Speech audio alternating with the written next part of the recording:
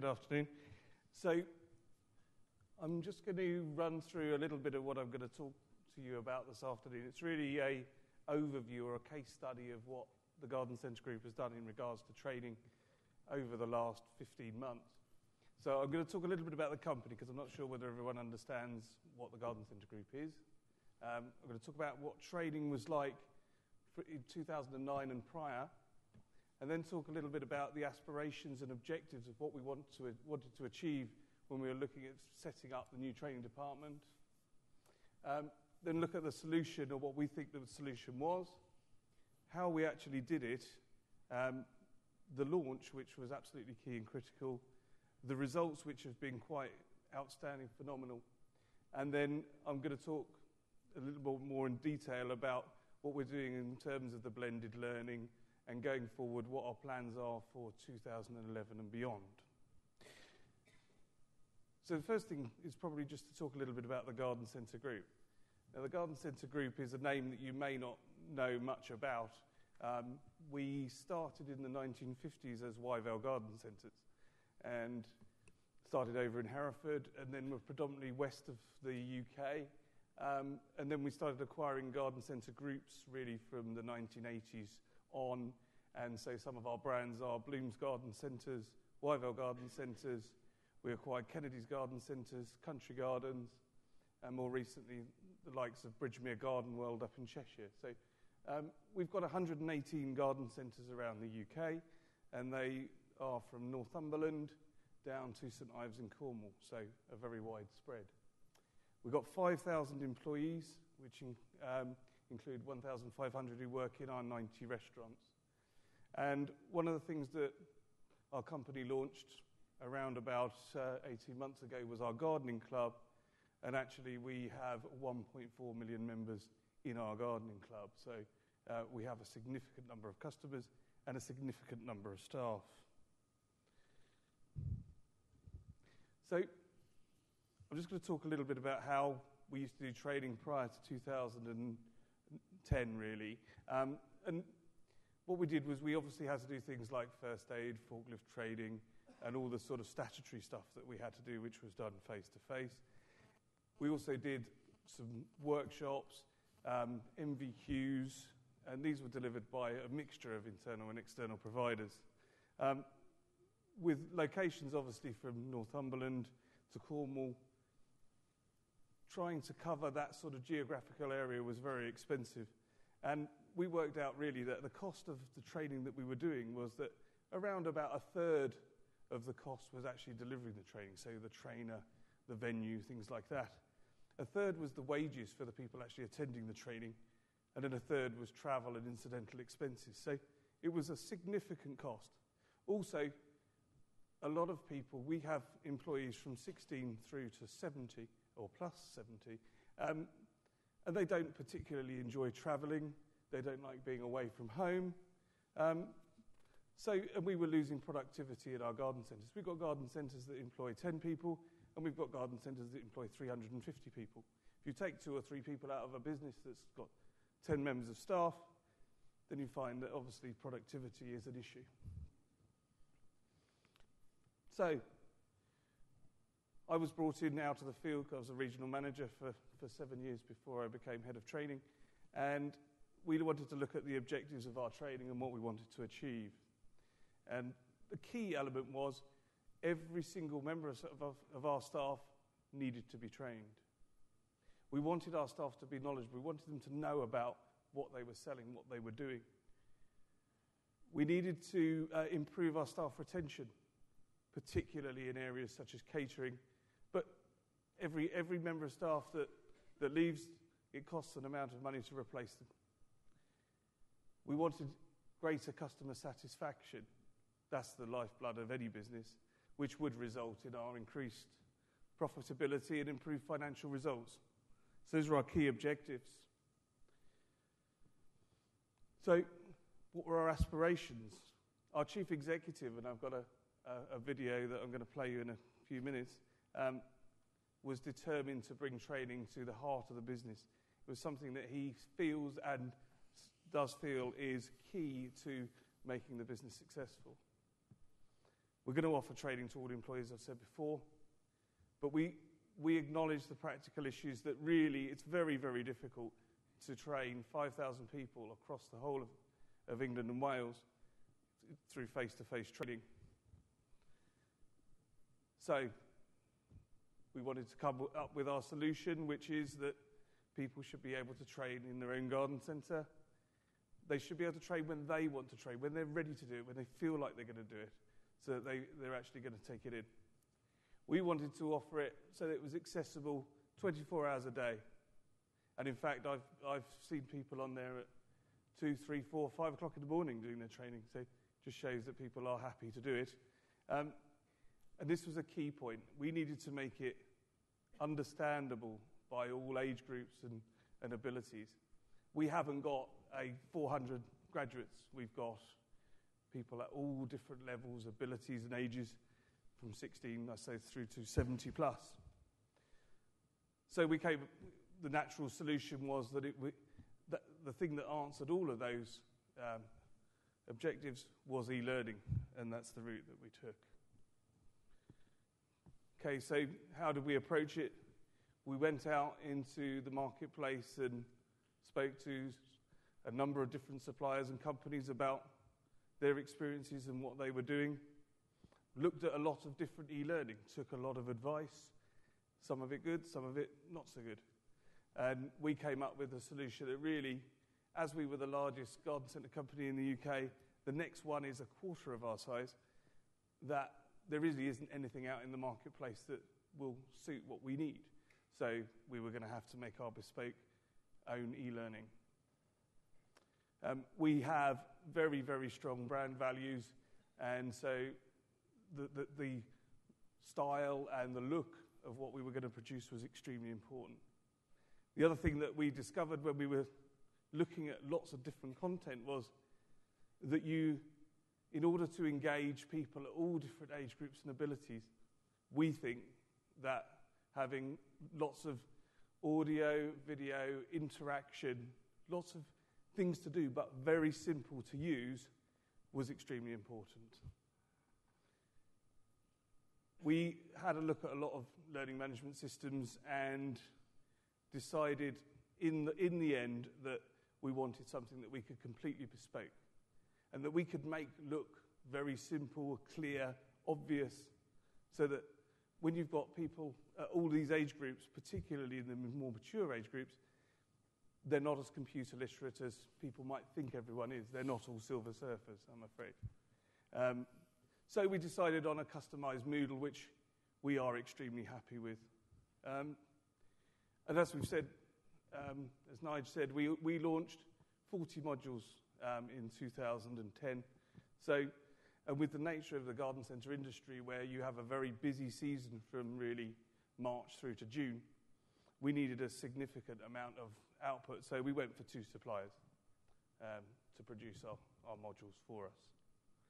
We did also supplement those with some off-the-shelf stuff, which has been extremely successful for those areas that really fire awareness is fire awareness and food hygiene is food hygiene, whether it's in a garden centre, a restaurant, or any other organisation or business. So we bought those off the shelf to speed things up for us as well.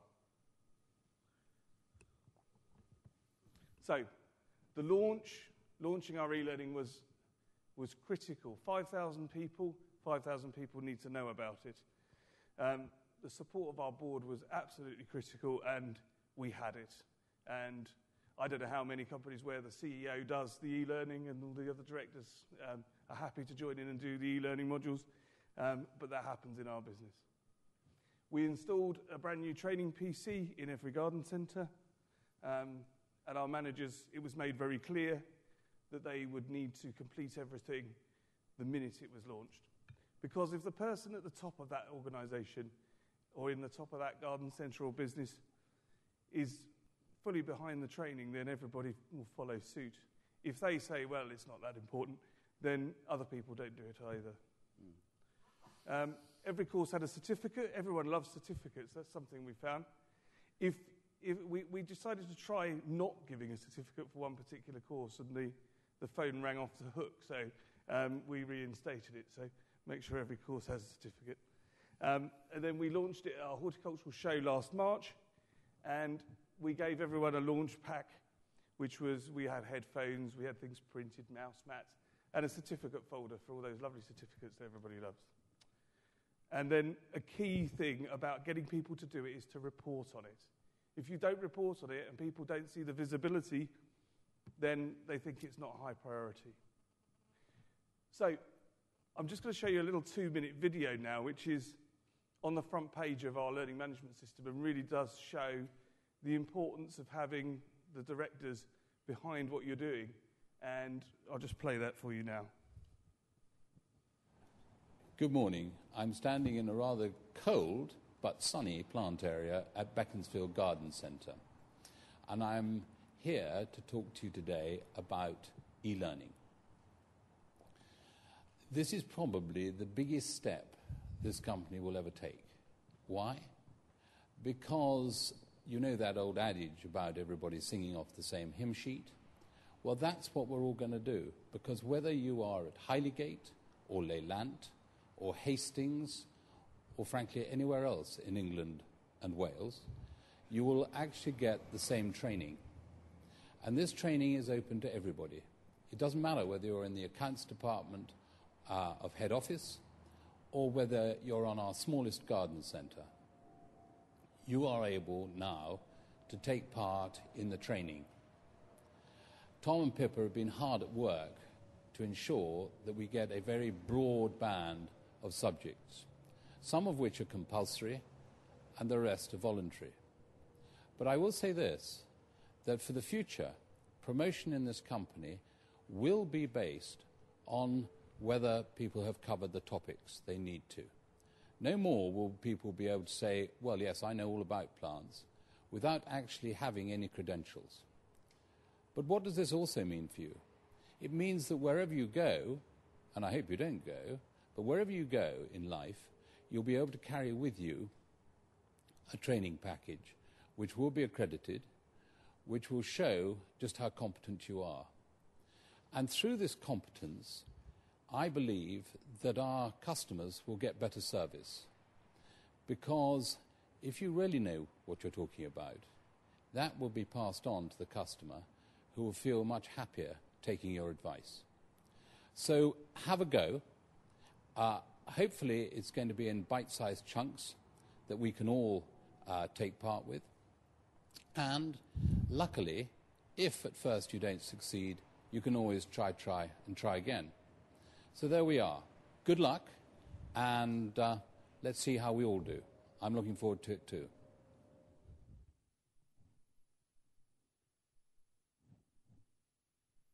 So I think when you see that, and that's every single employee has watched that video when they first started on their e-learning, and is a key part of their induction as well. So next thing I'm going to talk about is obviously tailoring e-learning and our training to the different age groups and abilities that we have. So we've got people who are from 16 through to 70 plus at different intellectual abilities, and so we've got to cover all bases. So our learning paths we've got 20 different ones. So you'll start with one where they've got the key health and safety, fire awareness, a bit of customer service, some basic horticulture, so perhaps up to 10 modules, and then up to directors and managers who will have absolutely everything. And that's been very, very key.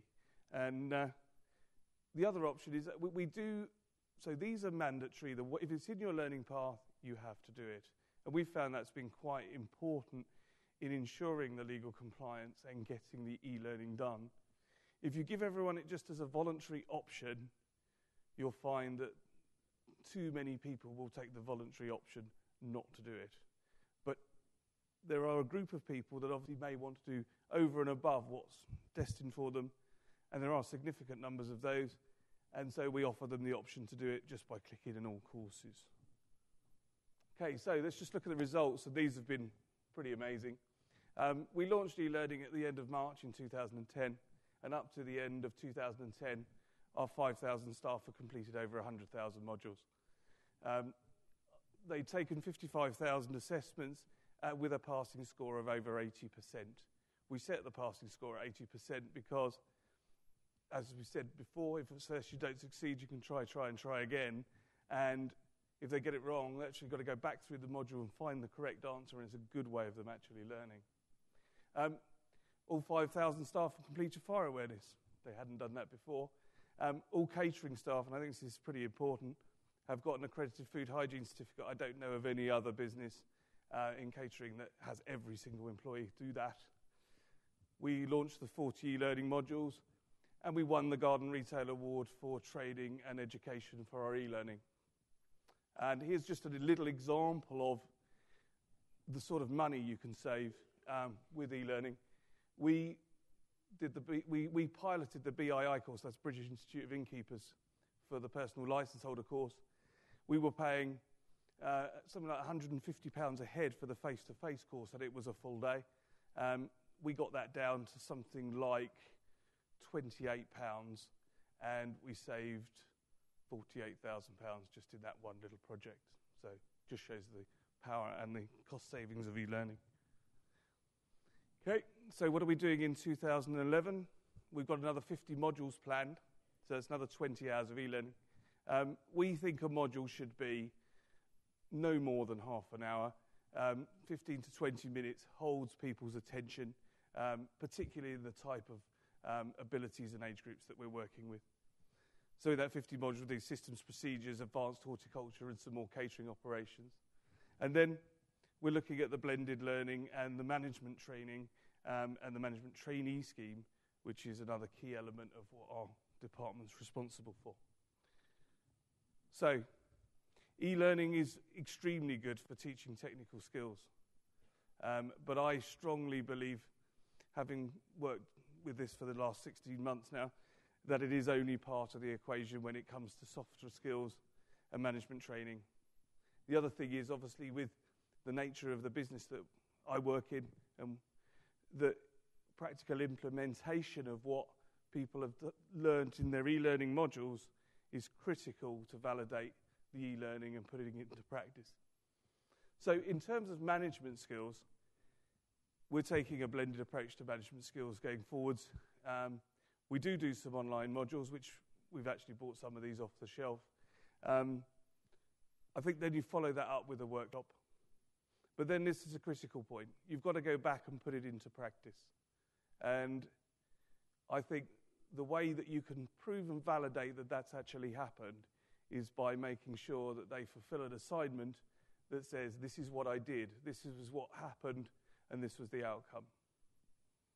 So, and a good example of this at the moment, we're just rolling out a leadership and team building course for all our management. Our management training scheme, obviously we want to develop our managers of the future, and so our management training scheme is a good example of a blended approach as well. We do want them to experience all areas of the business through working in every department of our business over a 12-month period. Classroom training for management skills and statutory training, which, as I said before, all this in addition to completing the e-learning program, and they get everything. And they demonstrate their understanding through projects and assignments. Validating it again. Okay, I'll just give a quick example of one that puts it a bit more into cash and into a practical thing for all the employees that we have. So the challenge is we sell 4 million bags of compost a year, but we managed to split 100,000 of them, whether that's through forklifts, trolleys, customers ripping it open, see what's inside, all different reasons. Anyway, so we did a module on mechanical handling to teach the theory so that people understood what the rules were. We followed it by a 2-day hands-on training course, and then we followed that up with a practical assessment to reinforce the understanding. We actually taught them how to lay it out, how to handle the products, and the success has been dramatic in terms of visibly seeing that people actually, one of the biggest things was you put all the pallets together, and every time you pick one up, you knocked a pallet into the other one and ripped the bag open. So you just leave a gap between every pallet. Simple, but it's now happening, and it's saving a huge amount of money. So it's just a good example of e-learning, then do some practical, follow it up with an assessment. So that's a bit of a snapshot of what we've been doing over the last 18 months. This really sums it up, really, though. E-learning has massively increased from 5,000 courses completed in 2009 to over 100,000 in 2010. And it's delivering really significantly tangible results. But we know that it relies on everybody in the business putting that theory that they've learned in e-learning into practice, and that their supervisors, line managers, actually being involved in it and making sure that it happens and supporting training each day. It shouldn't be a sort of a second thought. And like I say, that's now come through from every single person in the organisation, from the chief executive down to the weekend sales assistants. So there we are. I'm quite happy to take any questions. Excellent. Thank you, Tom. That's great.